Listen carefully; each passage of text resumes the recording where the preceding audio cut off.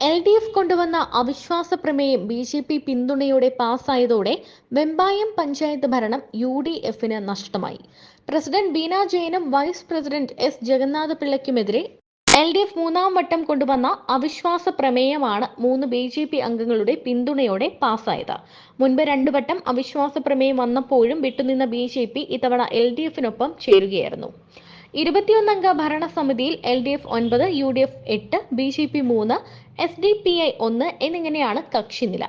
SDPI അംഗത്തിന്റെ പിന്തുണയിൽ UDF നറുക്കെടുപ്പിലൂടെയാണ് ഇടതുകോട്ടയായിരുന്ന Vembayam panchayat ഭരണം പിടിച്ചത്. അവിശ്വാസ പ്രമേയ ചർച്ചയിൽ ക്വാറം തികയാൻ 11 അംഗങ്ങൾ ഹാജരാകണമായിരുന്നു. ഈ സാഹചര്യത്തിൽ UDF SDPI അംഗങ്ങൾ ചർച്ചയിൽ പങ്കെടുക്കാതെ വിട്ടുനിന്നു.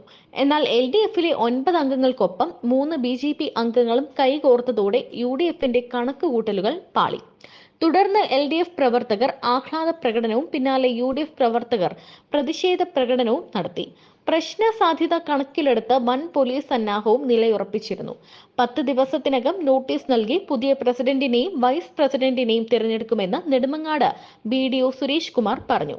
വോട്ടെടുപ്പിൽ BJP നിലപാട് നിർണായകമാകും. അവിശ്വാസത്തെ പിന്തുണച്ച BJP തെരഞ്ഞെടുപ്പിലും LDFനെ പിന്തുണച്ചാൽ ഭരണം വീണ്ടും LDFന്റെ കയ്യിലാകും.